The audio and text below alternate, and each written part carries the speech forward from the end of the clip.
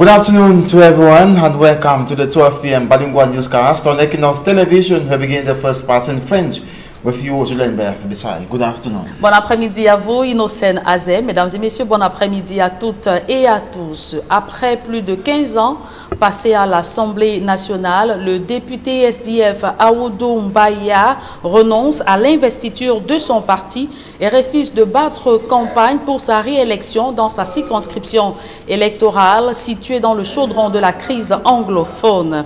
Pour lui, cette renonciation vise à dénoncer la gestion de la crise anglophone et l'escalade des violences meurtrières. On voit tout cela dans ce reportage d'Emmanuel Diop et Guizogo. Aoudou Mbaya Cyprien, député du SDF, jusqu'ici questeur à l'Assemblée nationale, renonce à participer aux élections législatives du 9 février 2020, bien qu'ayant été investi par Nidjon Frundi. Le représentant de la circonscription du Donga Mantoum Centre dans la région du Nord-Ouest l'a annoncé lors d'un point de presse à Yaoundé. Do hereby declare that I shall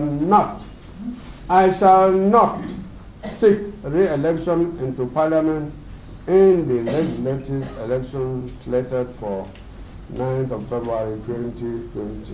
Given that I have decided to put your safety, the safety of all my constituents first, before or above my personal political ambition of staying in Parliament. I must not go back to Parliament under the current circumstances, working on the blood and in disrespect of all my constituents who have lost their lives in this civil war. À l'appui de cette décision, le député du SDF qui siégeait à l'Assemblée nationale depuis 1997 produit un document volumineux de 27 pages en guise de testament politique. Il y retrace notamment son parcours d'homme d'affaires et surtout de compagnon de la première heure de Nidjon Frundi, avec qui il aura été de tous les combats pour asseoir le SDF dans le landerneau politique camerounais. Pour une fois, son chemin va se séparer de celui de Nidjon Frundi, lui estimant qu'il faut que la crise anglophone soit résolue pour le revoir à nouveau dans l'arène politique. Et toujours dans le cadre des législatives et municipales de 2020, quelles places sont réservées aux jeunes lors de la confection des listes de candidatures pour ces compétitions électorales? Le Conseil national de la jeunesse plaide pour une moyenne de 30% de jeunes sur ces listes des partis politiques engagés dans la conquête des sièges de députés et des mairies. La campagne du CNJC vient d'être lancée à Yaoundé. Emmanuel Job et Aïk Cyril. À quelques jours de la date butoir du dépôt des dossiers, en vue des municipales et législatives du 9 février prochain, le Conseil national de la jeunesse mène le plaidoyer afin que les jeunes soient suffisamment représentés dans les différentes listes de candidatures. Nous représentons la majorité de la population, nous représentons plus de 60% de la population camerounaise. Il est temps qu'on lance le Notre Touyon Touron Cameroun afin de pouvoir aider ces jeunes-là qui aujourd'hui, dans le cadre des élections législatives et municipales, doivent être valablement représentés. La loi fixe à 23 ans l'âge minimum pour briguer un poste de conseiller municipal. En lançant la campagne Notre Touyon Touron, pas assez jeune pour s'engager, la présidente du Conseil national de la jeunesse exhorte les partis politiques à sauter sur l'occasion afin que les jeunes soient représentés au moins à 30% sur les listes. Au plus, l'on pense même qu'il faut aller au-delà. Vous savez que nous sommes un parti essentiellement constitué des jeunes. Donc chez nous, on ne parle pas de 30% des jeunes, mais on parle de priorité aux jeunes. C'est-à-dire que les autres composants de la société, n'est-ce pas, on verra quel pourcentage ils pourront avoir. Et il faut dire que les listes sont en train de remonter au sein de notre siège, au sein de notre permanence. Et nous allons donc déposer les dossiers à partir de vendredi. Mais la priorité est aux jeunes. Nous sommes un parti essentiellement constitué des jeunes. La position du PCRN n'est pas très différente de celle du PUS. Ce n'est certainement pas au PCRN qu'on peut faire le procès de la jeunesse. D'ailleurs, on nous reproche d'être trop jeunes. Voilà, donc Je disais tout à l'heure à Madame la Présidente du Conseil national des jeunes que 30%, ce n'est pas trop demandé. Je trouve même que c'est climat. On peut perdre 70% de la population et nous ne sommes contentés que de 30%. Donc nous, au PCRN, nous avons même l'intention d'avoir 70% des jeunes, justement, dans nos listes. Nous faisons le pari de l'avenir. Et si vous faites le pari de l'avenir, vous devez miser sur la jeunesse. Au MRC, l'on affirme avoir pris le problème à bras le corps. Pour les municipales et législatives à venir, le parti annonce l'investiture d'au moins 25% de jeunes. Au niveau du MRC, c'est le quota de 25% dans les différentes listes sur le territoire, n'est-ce pas, qui seront accordées à la jeunesse.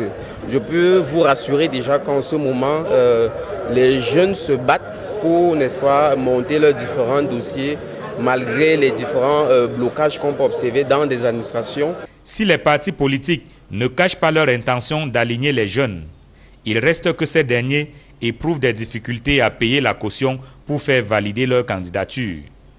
Le MRC fait appel à une chaîne de solidarité pour y remédier. C'est vrai que la jeunesse dans son ensemble au Cameroun a un problème de précarité financière. La jeunesse au MRC renvoie à l'image de la jeunesse camerounaise. Donc on ne peut pas dire qu'il n'y a pas de problème financier. Il y a des problèmes financiers, mais chez nous, notre cinquième pilier, c'est le pacte de solidarité. Ça veut dire qu'on fait tout et tout dans un élan de solidarité, n'est-ce pas, d'accompagner, n'est-ce pas, les différents jeunes qui osent, n'est-ce pas, pour constituer leurs pièces. Cabral Libi du PCRN veut renouveler l'expérience de la levée de fonds qui a plus ou moins marché pendant la présidentielle de 2018. Certains font face à des difficultés d'ordre financier. C'est l'un des problèmes auxquels se heurte souvent la jeunesse. Nous avons lancé un nouveau fundraising qui permet un fundraising citoyen pour accompagner les candidatures jeunes, pas uniquement d'ailleurs ceux du PCRN. Puisque nous sommes dans une mutualisation, donc nous travaillons avec d'autres partis politiques pour travailler sur des plateformes de levée de fonds qui permettent à des gens qui ont des idées, qui ont de la volonté, qui ont même de l'étoffe et de l'épaisseur, mais qui se heurtent à ce souci financier. La jeunesse camerounaise, c'est près de 70% de la population.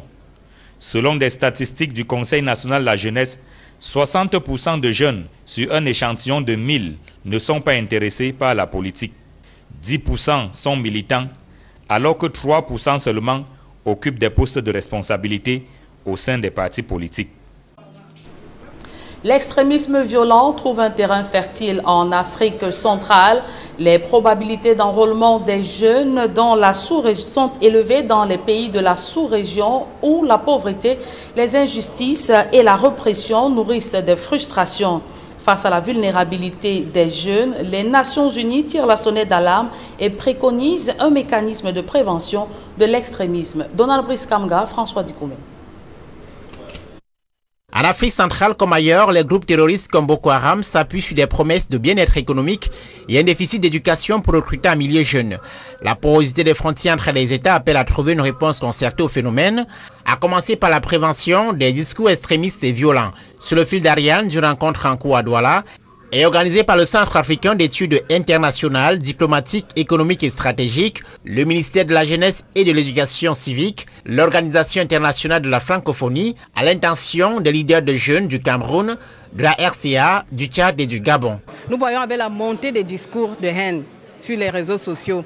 Et qui mieux que le professionnel de jeunesse et animation est placé pour pouvoir accompagner la jeunesse, sensibiliser cette jeunesse, éduquer cette jeunesse-là.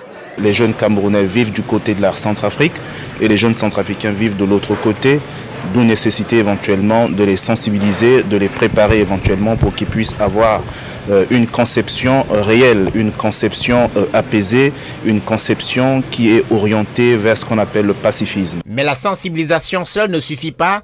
La précarité, la corruption, la répression et la malgouvernance en général sont des terreaux pour les discours de radicalisme. Il faut pouvoir adresser efficacement ces questions et spécifiquement celle de l'accès à l'emploi. Mettre les jeunes en réseau, non seulement pour bénéficier d'un certain nombre d'opportunités en matière, par exemple, d'emploi, en matière de tout ce qui est opportunité au niveau international. Donc il y a un certain nombre d'informations qui doivent passer par le canal de ce réseau-là. À Douala, les animateurs et responsables des centres de promotion et d'encadrement des jeunes du Cameroun, de la RCA, du Gabon et du Tchad reçoivent les outils de lutte contre les discours extrémistes et violents, une problématique d'actualité en Afrique centrale où les groupes terroristes recrutent massivement un millier jeunes. En économie, le commerce électronique se porte-t-il mal au Cameroun? La question se pose après la fermeture d'une entreprise qui exerce dans le e-commerce. Jumia, puisqu'il s'agit d'elle, vient de fermer ses portes au Cameroun après bien d'autres. Une situation qui, selon des experts du secteur, peut s'expliquer par le manque de contextualisation dans les stratégies de vente. Farel Bounia, Sylvestre Hippolyte Zangao. C'était durant une bonne période, l'une des plateformes digitales les plus en vue dans le e-commerce au Cameroun. Mais désormais, il faut parler de Jumia au passé. L'entreprise a fermé ses portes, après Afrimarket et bien d'autres. Le e-commerce se heurte-t-il à certaines réalités dans le pays? Les experts dans le domaine apportent des réponses. Je dirais que c'est un modèle économique non contextualisé. Donc, en réalité, ce qui se passe, c'est que le e-commerce est un truc normalement qui marche même au Cameroun. Mais ce qui se passe, c'est quoi? C'est que les entreprises qui sont spécialisées dans le e-commerce, comme je préfère ne pas citer les noms, n'ont pas su contextualiser leur modèle. Je prends un exemple. Nous, en Afrique, on sait qu'on aime acheter les produits moins chers, on aime acheter chez le fournisseur directement, on n'aime pas les intermédiaires. Alors quand quelqu'un vient se placer comme intermédiaire et ajoute les coûts, contextuellement parlant, on ne supporte pas ça. Donc, en réalité, il faudrait contextualiser. Et tant qu'on ne pense pas à la contextualisation, ça ne va jamais marcher. Il y a donc un problème de contextualisation, mais aussi de confiance entre le fournisseur et le client. En réalité, ce qui se passe, c'est que je n'ai pas besoin d'observer une entreprise et voir ses investissements quand je vois que ses clients sont en train de se plaindre chaque jour. Quand je vois que les clients se plaignent, c'est le cœur de tes opérations et de ce pourquoi tu vis. Si les clients se plaignent et passent le temps à se plaindre continuellement, tôt ou tard, tu vas chuter. Et qu'est-ce que les clients disent? Inadéquation parfois avec les photos, problème au niveau de la livraison. Il y a un qui me disait ce matin via LinkedIn qu'il a commandé un produit. Quand le produit est venu, c'était usé, il n'était pas satisfait, il était jamais content, il ne voulait plus rien. Comment est-ce qu'on peut se lever et on peut livrer un produit, sachant qu'on sait que le produit a déjà des failles? Ça, c'est un peu ces petits problèmes. Et c'est pour ça que le Camerounais ne va jamais être content d'acheter un produit qu'il n'a pas vu. C'est connu. Le e-commerce est-il pour autant mort au Cameroun? Non, affirment les experts qui donnent des orientations pour rectifier le tir. Il suffit de copier ceux qui réussissent à s'en sortir sur Facebook. Qu'est-ce qu'ils font? Ils mettent leurs produits en ligne. Quand ça t'intéresse, ils viennent te livrer chez toi. Si c'est bon pour toi, tu payes. Si ce n'est pas bon pour toi, ils rentrent et tu n'as rien perdu. Un biscuit coûte 20 chers, c'est la femme de Colboss. Quand tu es en ligne, toi tu me mets le biscuit de 100 francs. Si on donne cette possibilité au client de causer avec l'acheteur, d'échanger, de négocier, c'est-à-dire qu'on contextualise, on prend ce qui est fait et on contextualise, on remet ça en ligne, il n'y aura aucun problème. Je vois un produit qui m'intéresse, dès qu'il met 2500, je dis par exemple que j'ai 2000 et la négociation continue jusqu'à ce qu'on vienne me livrer le produit chez moi et je paye. 1400 entreprises ont jeté leur dévolu sur le commerce électronique au Cameroun, selon des chiffres de l'Institut national de la statistique publiés en mai 2019. Ça fait donc une en moins, celle d'ailleurs qui était considérée comme l'une des plus imposantes du secteur. La majorité de ces PME ou start-up appartiennent à des débutants avec de petits budgets. Et tout juste après ce reportage de Farel Bounia et Sylvestre Hippolyte Zangao, l'on se demande pourquoi les petites et très petites entreprises dans les secteurs secondaires et tertiaires tombent-elles vite en faillite au Cameroun? Les compétences des promoteurs en management, leur niveau d'études et la taille des entreprises sont quelques causes de cessation d'activité de ces milliers de structures. Plus de 2000 entreprises ont fermé les portes en 8 ans. C'est l'essentiel d'un rapport que vient de publier l'Institut national de la statistique. L'économie avec Jean-Paul Chouniat et Séverin Tchouban. Sur 6458 entreprises répertoriées en 2009 au Cameroun, 2316 d'entre elles ont fait faillite dès 2016, soit un taux de 36% de cessation d'activité, révèle le récent rapport de l'Institut national de la statistique. D'après le deuxième recensement général des entreprises, les secteurs secondaires et tertiaires sont les plus touchés, avec 31% pour les PME et 39% pour les très petites entreprises. Au-delà des facteurs exogènes comme le coût du travail, la fiscalité, la concurrence sur le marché ou même les conflits à l'instar de la crise dans les régions anglophones ou Boko Haram à l'extrême nord, les experts évoquent comme raison première à ces faillites en cascade le manque d'expérience managériale des promoteurs, la méconnaissance du secteur d'activité, le défaut d'appréciation entrepreneuriale, le manque de politique de développement, tout comme d'innombrables lacunes et déficits en comptabilité et gestion des entreprises. Voilà autant d'éléments endogènes qui ont tué la quasi-totalité de ces structures. Selon l'Institut national de la statistique, 3 facteurs déterminants ont contribué à ce désastre économique. Les experts citent la taille de ces structures, dont les plus affectées restent les petites et très petites entreprises, représentant 80%, à côté des 20% pour les grandes et moyennes entreprises. Autres facteurs les plus significatifs, le niveau d'études et le diplôme des dirigeants de ces entreprises. Le risque de faillite serait minoré à 7% pour des managers ayant un niveau BTS, licence, master, DEA, contre un risque de 12% pour des bacs plus 0. Et enfin, dernier facteur dans cette palette à 3, la forme juridique, avec 9% en plus de risque de cessation d'activité pour les entreprises individuelles. Sur cette calamité entrepreneuriale qui freine le développement du tissu économique camerounais, la région du littoral a vu disparaître 1495 de ces entreprises, le centre 484, l'ouest 135, le nord-ouest 42, l'est 35. La Damawa, le sud-ouest, le nord, le sud et l'extrême nord, seulement une vingtaine d'entreprises tombées en faillite. Pour stopper cette mortalité croissante de la petite entreprise, les spécialistes de l'Institut national de la statistique formulent des recommandations, notamment la mise en place d'un système de surveillance de proximité afin de déceler à temps des signaux de détresse des entreprises, créer un environnement favorable à la survie et la pérennité des entreprises, inculquer à la jeunesse la culture entrepreneuriale et enfin, créer des conditions durables au développement des petites et moyennes entreprises dans l'ensemble. La deuxième partie de ce journal est en langue anglaise avec vous, Innocent Azé. Good day once again. Merci Julien. Good day to you and to your viewers. Good day. Thanks for joining us in this second segment of the newscast. The government of Cameroon has been urged to devolve power in the northwest and southwest regions. The United States on Tuesday concretized that the government's military response was only strengthening the separatists. The warning came weeks after the U.S. ended certain preferential trade benefits for Cameroon, citing human rights violations, including arbitrary killings. Thibon Naj, the top diplomat for Africa, said he believed advisors to Cameroon's veteran president, Paul Biya, were telling him he can win the Anglophone crisis militarily. To Thibon Naj, the truth remains it cannot be won with the military.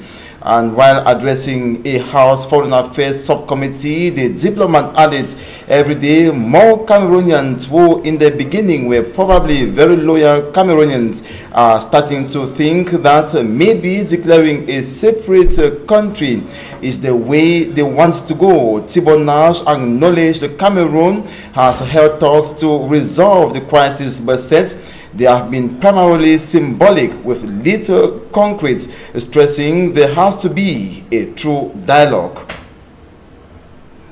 Honorable Cyprien Awodo Mbaya, the Social Democratic Front Party Member of Parliament for Ndonga-Mantung Center, has announced he will not run for the February 9th, 2020 legislative elections due to persistent insecurity in the northwest region of the country. Honorable Cyprien Awodo Mbaya made the declaration at the press conference he granted that was Tuesday in Yaoundé. The Member of Parliament advanced the current situation in the northwest region of Cameroon as the reason why he has decided not to go in for another term. Here now is an excerpt of Honorable Cyprien Awodo Mbaya. He was speaking during the press conference yesterday in the nation's political capital. Take a listen. Today, it will be practically impossible to rally and move delegates from one or from all the corners of Ndonga-Mantung Division and the Northwest region to Columberg and the designated premises and vote in our primaries. Given also that many of my local SDF party officials have been either lost their lives, been framed and arrested, lost their family members, seen their homes and property burned down, or have been displaced by the war, whereas many other of my constituents, regardless of their political affiliation, are on the run for survival. After deep and thoughtful reflection of the above with my God, my conscience and my family, and given the current circumstances in the Northwest region. I, Honorable Dr. Awudumbaya Sepin, Member of Parliament for Donga-Manton Central Constituency and Questor at the National Assembly of Cameroon, do hereby declare that I shall not seek re-election into Parliament in the legislative elections slated for 9th of February 2020. Given that I have decided to put your safety, the safety of all my constituents first, before or above my personal political ambition of staying in Parliament, I must not go back to Parliament under the current circumstances, working on the blood and in disrespect of all my constituents who have lost their lives in this civil war. Be there the military, be there the civilian, be there the armed. All these people are the children of this nation. And efforts have been enhanced to ensure serenity in the two English-speaking regions of the country ahead of the twin elections to take place February 9, 2020. Reason why the newly installed divisional officers for Balikumbat and equally in Dom have been urged to continue fighting rising insecurity posed by separatist fighters. Details with Mo Stella in Bamenda. This road was once motorable, but today it has become a footpath. It leads to the Balikumbat Integrated Health Center in Gokutunja Division of the Northwest Region. Its current state is one of the consequences of the 3 years running Anglophone crisis. The population have left the area, abandoning their houses in ruins. Mr. Fobi Eno Fritz, take command. The incoming divisional officer for Balikumbat takes over command at the Balikumbat Medicalized Health Center, away from the usual grandstand venue. Reports say the colors of the grandstand have been tampered with, and Mr. Fobi Eno Fritz, new divisional officer for the subdivision, is expected to bring the population back to their villages and work towards maintaining calm. To ensure the socio-economic development by harnessing and uniting all the living positive forces of the subdivision towards this goal. To ensure the proper functioning, coordination, supervision, control, and continuity of all services. In this connection, public, para-public, and private services will have to go functional immediately. Mr. Dio, they have to go functional immediately. In Dop, the population came out en masse to welcome Mr. Nkenemo Michael as the new divisional officer. For fear of being victimized, inhabitants refused any interviews. Quaito Henderson, senior divisional officer from Gokutunja, installed Fobi Eno Fritz in Balikumbat and Nkenemo Michael in Dop amidst heavy gun battles between the separatist fighters and members of the defense force. Some produce are cheap, but evacuating them from Goro subdivision in the Bamankim division of the central region to other towns is costly, and this is the immediate consequence of extreme dilapidated road networks in the enclaved municipality. Women give birth under difficult conditions as a result, coupled with no health center. And electricity and schools are also amongst the lacking basic social amenities, as you'll discover in this report. Road networks in Goro subdivision, Bamankim division of the central region of Cameroon. Accessing the villages, Labo and Yanga folk requires a lot of gymnastic skills. Que les routes soient aménagé comme il le faut parce que this local and commercial motorbike rider expresses frustration and shame. Raising enough income for livelihood and repair of his motorbike that suffers constant breakdown is not rosy. Pour de vrai, vous-même vous avez constaté vous-même de vos propres yeux la route. Ça ne va pas. That they stand for development. Nous on veut du développement. On n'évacue pas les vivres facilement. This woman says foodstuff is cheap in Yangafok, but evacuating them to other towns like Ngoro is the problem due to high transportation costs. C'est pas facile. Apart from deplorable roads, hospitals and schools are also lacking. On n'a pas d'hôpital. With the absence of health units, women give birth in terrible conditions. Et le marché, l'enclavement. Nous n'avons pas la prime. The school operating lacks teachers and good infrastructures to host the learners. When it rains, the classrooms are inundated and books drenched. No tap is available in the school. The mayor of Ngoro is now taking the bull by the horn to ensure the suffering population abandoned on their own are liberated from this social deprivation. Si après plusieurs batailles menées par le maire, le préfet, le sous-préfet, nous bénéficions de la construction en cours d'un bac 9. The mayor announces start of some developmental projects, especially construction of roads to facilitate transportation. The new divisional officer from Ngoro and the Ngoro Ellis in and out of Cameroon have been challenged by the senior divisional officer for the Mbamangkim division to work with traditional rulers who have put in place a development committee to get Ngoro out of enclavement. Je nous rappelle de toutes les élites intérieures et extérieures.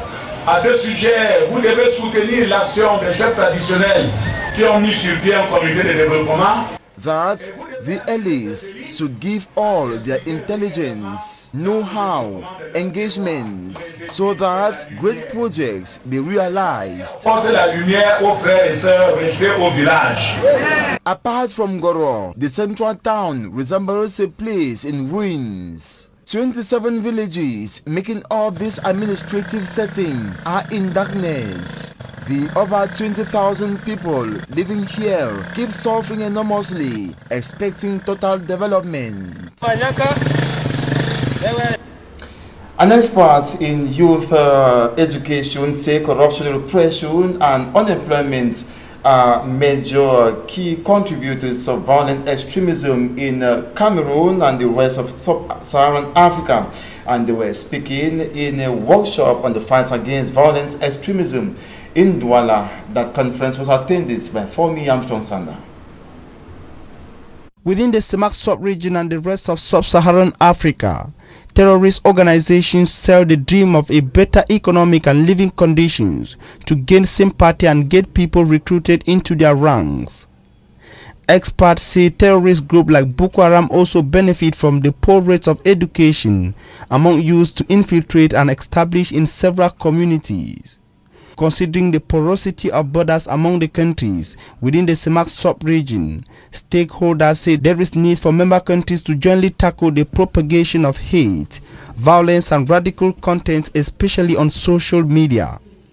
Against this backdrop, a workshop is currently ongoing in the city of Douala with an objective to sensitize youth from the sub-region on the necessity to shun violent extremism. Organized by the African Center for International Diplomatic, Economic and Strategic Studies, experts are coming from La Francophonie and youth ministries of member countries of the Semak sub-region.